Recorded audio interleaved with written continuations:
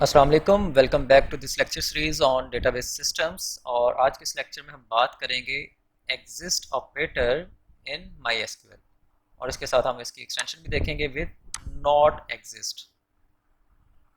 So let's start with exist operator in MySQL. The exist condition is very similar to in condition. The in condition have constant values to evaluate, while in exist condition we use sub queries. जैसा कि अगर हमने अपनी previous video में देखा कि इन operator में हम सिंपली किसी एट्रीब्यूट की कोई स्पेसिफिक वैल्यूज़ को, कांस्टेंट वैल्यूज़ को टेस्ट कर सकते हैं, जबकि एग्जिस्ट स्टेटमेंट के साथ हम पूरी की पूरी सब क्यूरीज को भी इवेल्यूएट कर सकते हैं, और सब क्यूरीज को जो रिजल्ट आएगा वो हम पेरेंट क्यूरी को पास करते हैं, और उसकी बेसिस के ऊपर फिर हमारा जो फाइनल रिजल्ट है वो जनरेट होगा. So if the subquery return true, the main query is evaluated and vice versa. अगर वो ट्रू नहीं होगी तो मेन क्यूरी भी इवेल्यूएट नहीं होगी. The not keyword can be combined with exist condition to revert the condition. So suppose हम क्या करना चाहते हैं, यहाँ पे हमारे पास है select star from project, कि हम प्रोजेक्ट टेबल में से क्या सिलेक्ट करना चाहते हैं, all columns where project dot employee id is equal to employees dot employee id. Means के एम्प्लॉयज़ टेबल में और प्रोजेक्ट टेबल में जो एम्प्लॉय आईडीज़ हैं, जब वो इक्वल है हम सिर्फ वो रिटर्न करवाना चाहते हैं. ठीक है. सो ये सिंपली पहले क्या करेगा, ये सिर्फ वो डाटा रोज रिटर्न करेगा जिनमें प्रोजेक्ट टेबल के अंदर जो एम्प्लॉय आईडी है और एम्प्लॉयज़ टेबल में जो एम्प्लॉय आईडी है वो इक्वल है, वो रिटर्न करेगा, और उसके बाद फिर वो सिर्फ वही एम्प्लॉयज़ रिटर्न होंगे. सो इस क्वेरी का मतलब क्या है कि हम सिर्फ वो एम्प्लॉयज़ की इन्फॉर्मेशन देखना चाह रहे हैं जो कि किसी प्रोजेक्ट के ऊपर काम कर रहे हैं. ठीक है. एंड अगर हम नेक्स्ट क्यूरी की बात करें तो ये क्यूरी सिंपली उस हमारी जो प्रीवियस क्यूरी है उसको रिवर्ट कर रही है. इसकी प्रैक्टिकल डिमॉन्स्ट्रेशन के लिए हम शिफ्ट करते हैं टुवर्ड्स माई एसक्यूएल वर्कबेंच. तो here we are in MySQL workbench. तो सबसे पहले मैं डेटाबेस सेलेक्ट करता हूँ जो हमारे पास है, कंपनी डेटाबेस.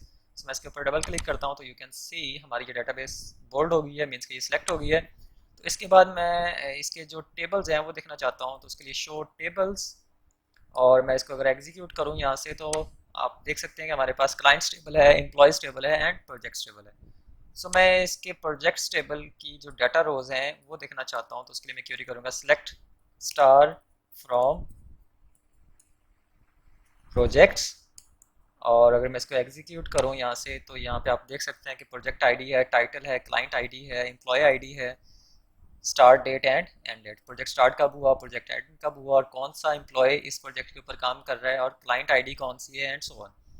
एम्प्लॉय आईडी भी यहाँ पे है, तो मैं यहाँ से सपोज हम चलें इसको एम्प्लॉय टेबल की डाटा रोज भी देख लेते हैं. Select star from employees. इसको अगर मैं एग्जीक्यूट करूँ यहाँ से तो यहाँ पे आप देख सकते हैं कि आपके पास एम्प्लॉय आईडी है, name, job title and salary. 25 employees हैं. और अगर हम प्रोजेक्ट्स की बात करें तो इसमें हमारे पास ओनली 8 प्रोजेक्ट्स हैं और इनके ऊपर कुछ एम्प्लॉयज़ काम कर रहे हैं.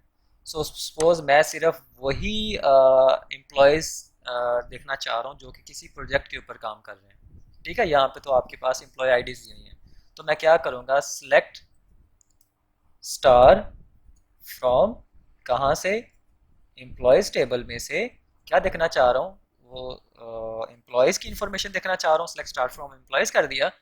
वेयर, अब वेयर के अंदर मैंने क्या करना है, अब वेयर पे मैंने कंडीशन लगानी है कि जो मुझे एम्प्लॉयज़ चाहिए, जिन एम्प्लॉयज़ को मैं देखना चाह रहा हूँ. तो उसके लिए मेरे पास ऐसी कोई अप्रोच नहीं है जो कि मैं यू कैन से एंड और के साथ अप्लाई कर सकूँ, क्योंकि यहाँ पे मैं इसकी रिलेट करना चाह रहा हूँ किसी और टेबल के साथ. उसके लिए मैं क्या करूँगा, क्योंकि इन्फॉर्मेशन मुझे वहीं से मिलेगी ना, प्रोजेक्ट्स टेबल से मिलेगी किस प्रोजेक्ट के ऊपर कौन सा एम्प्लॉय काम कर रहा है. उसके लिए मुझे एक सब क्वेरी लगानी पड़ेगी. ओके, इसको सेपरेट चलाते हैं. Select star from projects, select star from projects where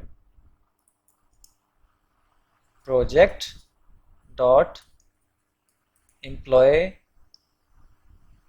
id is equal to employees dot employee ID.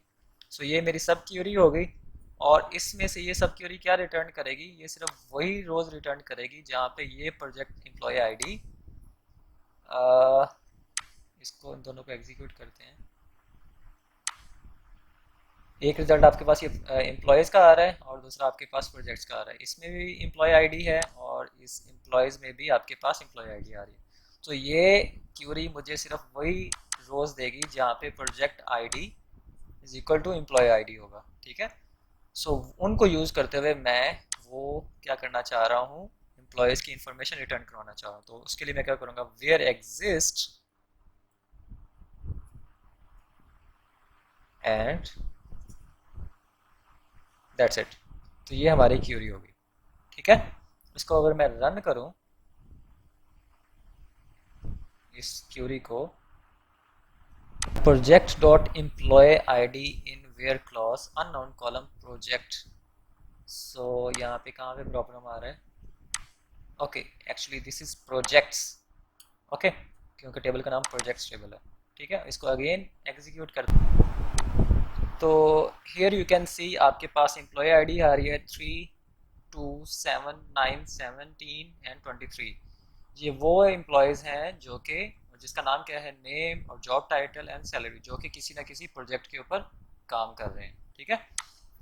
So that is about exist clause, जिसमें हम क्या करते हैं, सब क्यूरी से कोई कंडीशन लेते हैं। यहाँ पे कंडीशन क्या थी कि प्रोजेक्ट आईडी, एम्प्लॉय आईडी जो कि एम्प्लॉयज़ और प्रोजेक्ट्स में इक्वल हो, उनको रिटर्न करे, और वो एग्जिस्ट क्यूरी यूज़ करेगी और उनकी बेसिस के ऊपर वेयर क्लॉज क्या करेगी, डाटा रोज को फिल्टर आउट करेगी।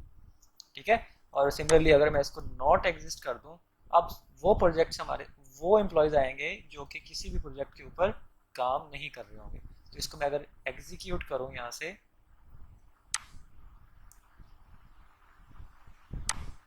सो ये वो एम्प्लॉयज़ हैं जो कि किसी भी प्रोजेक्ट के ऊपर काम नहीं कर रहे। सो सिमिलरली हम डेटाबेस चेंज करते हैं, और सपोज हम यूज़ करते हैं ऑनलाइन शॉप डेटाबेस, और इसके मैं टेबल्स शो करवाता हूँ, show tables. So let's run these queries, और आप देख सकते हैं कि इसमें कस्टमर्स टेबल है, आइटम्स टेबल है एंड ऑर्डर टेबल्स है। सो सपोज हम क्या करते हैं, हम सिर्फ वो डाटा रोज, ओके पहले हम इन दोनों, सो अब हम क्या करते हैं जी, select star from items and select star from customers, और इसको एग्जीक्यूट करते हैं। तीनों टेबल्स इसके शो करवाते हैं, select star from orders। सो इन तीन टेबल्स को शो करवाते हैं। सो इसको एग्जीक्यूट करते हैं इन क्यूरी को।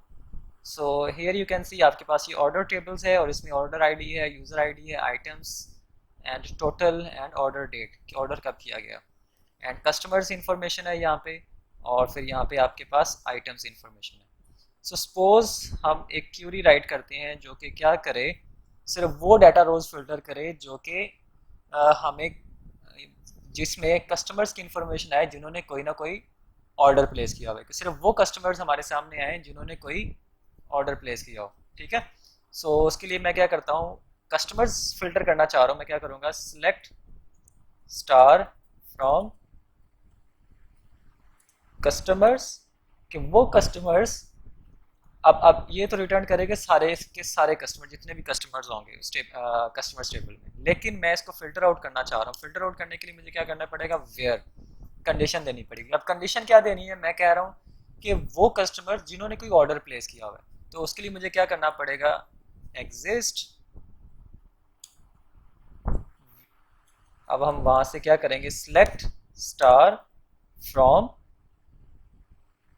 Orders and where orders dot order id, sorry user id, let me check again customers।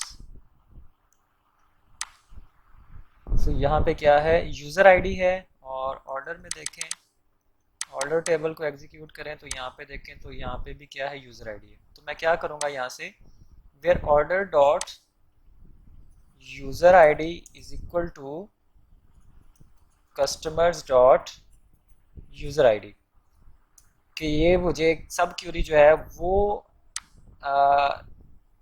User IDs return करेगी जो कि इक्वल होंगे कस्टमर्स में भी और ऑर्डर्स में भी, मतलब कि वो वही कस्टमर्स होंगे जिन्होंने ऑर्डर्स प्लेस किए हुए हैं। ठीक है, सो यहाँ से मुझे वो रिटर्न मिलेंगे, वो पास होंगे एग्जिस्ट क्या कहते हैं एग्जिस्ट कंडीशन को, और वहाँ से हमारी वेयर क्लॉज जो है वो फिल्टर करेगी based on these user IDs.